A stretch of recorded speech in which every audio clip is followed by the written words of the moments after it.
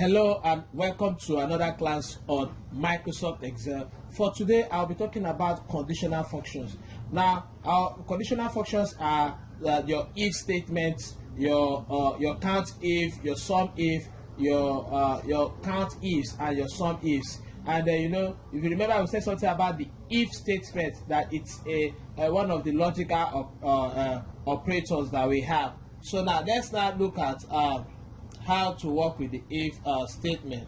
Now, if statement, like we said, allows you to make logical comparison between conditions, and an if statement generally says that if one condition is true, do something, otherwise do something else. And that's exactly what I have here. Now, if you look at the syntax that I have here, it simply means that if what you are having here using what your logical text is greater than logical text is actually true, you should do what? You should display this output. If it is not, you should display this as false, just like what I have here as an example.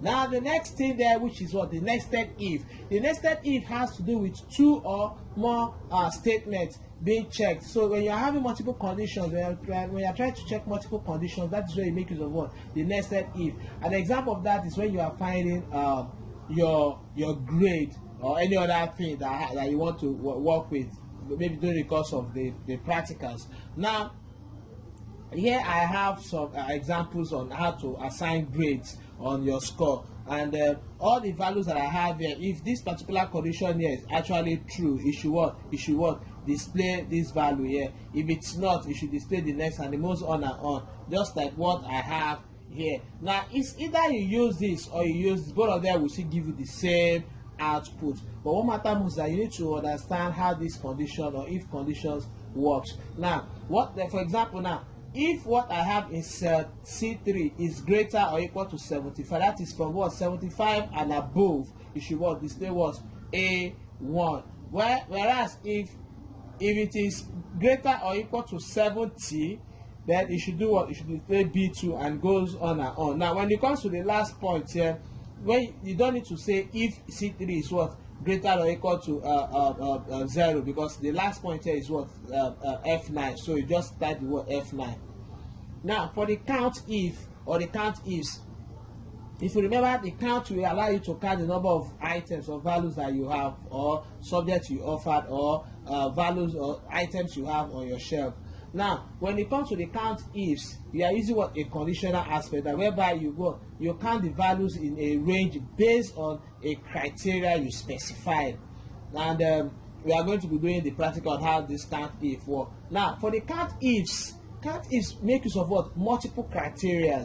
Whereby you are using what? We are finding what? Multiple criteria to count values in a range. That's when you make use of what? The CountIFs. But this one here, the CountIF work with what? Only what? Two records. Why this work with multiple records? Now, for the SUMIF, the SUMIF lets you sum in one range based on a specific work criteria.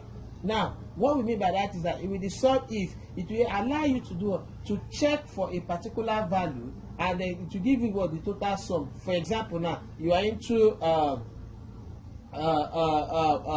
you are a processing company whereby you have trucks that will bring materials for you. How do you sum the number of materials that was brought on a particular day, depending on how you arrange your table? I will show us a simple example on all of this thing. Why the SUMIFs? The SUMIFs works with multiple when you are working with multiple criteria, just like the way CountIF works. So now let's look at the practical part of how this works. Then you'll be able to understand this very well.